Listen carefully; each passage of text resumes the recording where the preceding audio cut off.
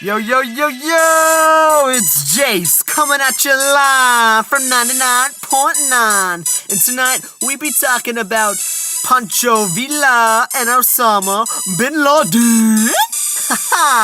Now let's start off with Villa. He was born June 5th, 1878. His real name is Francisco, but he likes to go by Pancho. He's a son of a sharecropper who experienced the harsh childhood life with a poor family. Now, when his father died, Villa picked up being the sharecropper to support his family until the owner of the hacienda intended to have sex with Villa's 12-year-old sister. Now, Pancho took matters into his own hands and shot that man dead. After that, he fled to the mountains when he was just 16. He spent a lot of time running from the law before he joined a group of bandits and soon became their leader. Now, Pancho at this time started to get the attention from the men up top who were starting the revolution, and they invited him down to become one of the leaders. Now, Pancho would only serve for about a year before he resigned due to the differences he was having with another dog of the revolution, Orozco. Now, during this time, he married Maria Luss. Now, they were very cute together, very confident, and they were totally in love. Now, after that, another revolution raised up against the Mexican president Madero. And you know who that revolution was led by? None other than Orozco. So since him and Villa never got along, Villa took the side of Madero. And after successful battle after battle, he was framed for stealing a horse and thrown in jail. What? Well, he only remained there for about 6 months before he decided to escape. Now, after his escape, he teamed up with Venustiano Carranza to fight against Huerta, who was the current president after he assassinated Villa's good friend Madero. Now, in this revolution, Villa also won battle after battle, crushing his enemies with his smart-ass tactic. But then, soon enough, he split with Carranza, and them two became enemies and just kept butting heads after head. So you know what Villa did? He started spreading into new territory, acting like the Robin Hood, stealing from the rich, giving to the poor, and he set his eyes on New Mexico. After he invaded and took some riches from them down there, America got kind of PO'd and sent some guys to capture him. But Villa was one sneaky son of a sharecropper, flipped his horseshoes on backwards to make it look like he was going the other way. So then one thing led to the next, and soon enough, Villa was the world champion of hide and go seek. Now, Villa soon retired from a life of bloodshed and lived a very kind and boring life with his wife before he died on July 20th, 1923. You know what? Stop. Hit me with another beat. White boy's got swag. Now, who's up next on the night? Oh yeah, that's right, Osama Bin Laden. Now, I know you all heard the name, but what's his story? You know, not that much is known about this guy, but this is what I got for you guys tonight. So, listen up now. He was born in Riyadh, Saudi Arabia in 1957. He was one of 52 children born to the millionaire Mohammed bin Laden. He lived a well-privileged kept childhood as he went to school, church, and had millions of nannies. Now, he married at a young age and joined the Islamist Muslim Brotherhood. Now, Bin Laden saw Islam as more than just a religion and influenced his decisions on everything after that, probably even what he ate for breakfast. Now, he believed that Muslims should one day rise up to create one big Islamic state, and then went to college to become a leader and pan-Islamic scholar Abdullah Azam. That's a mouthful.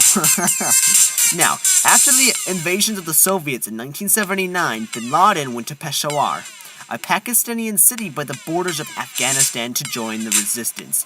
Now, he didn't actually fight, but instead used extensive connections to get financial and moral support for the rebels.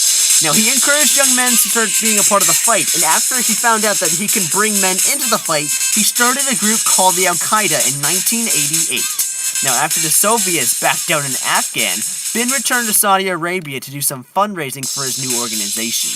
Now, he vowed that the Al-Qaeda would one day be the masters of this world, and after he was insulted and injured by the Western Saudi royal family, he left Saudi Arabia and went to the Islamic Sudan. Now, Al-Qaeda's first strike was a bombing exploding in the hotel of Aden, Yemen. American troops were placed there on a peacekeeping mission, so as you can guess, America didn't act kindly after that. Now, that's not all he did, so listen up. He led the Al-Qaeda in the bombing of the Trade Center in 1993, the attempted assassination of the Egyptian president in 1995, the bombing of the U.S. Training Center for the National Guard, and the tragic attack on September 11, 2001.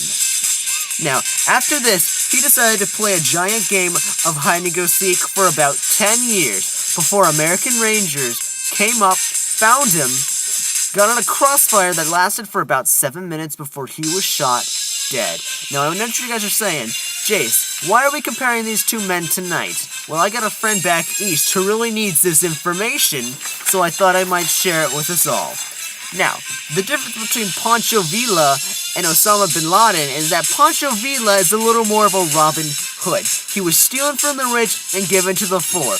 He was fighting for the right that he thought was correct. He fought for whatever would help the people more. Maybe that the revolution was going to help the people more, or fighting for the president was going to help the people more. Now, Osama bin Laden, on the other hand, was fighting like a madman. He fought for his religion, but he took it a little overboard by killing hundreds, millions of innocent people. Now, their childhood life was also drastically different. Villa was born into a poor family where he was stuck working as a sharecropper to keep his family alive, as Osama instead was born into a well-kept family of a millionaire where he had all the education he needed in the world. Now, they both actually ended up running away from home.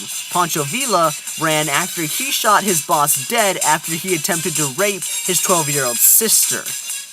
Osama, on the other hand, ran away after the Soviets invaded in 1979. Now, I know what you guys are asking me now. Is that it, Jace? Well, no, that's not all. Both of these guys had a very large connection to the Americans, the United States of America, to be more exact. Obviously, bin Laden directly attacked the United States, especially in the bombing of the Trade Center, September 11th, 2001. That was the most drastic terrorist attack on the United States up to date, and that really shook our boots. But Pancho Villa, on the other hand, didn't directly attack the United States. He did enter New Mexican territory, but he actually raided villages, stole riches, and then gave back to the poor of Mexico.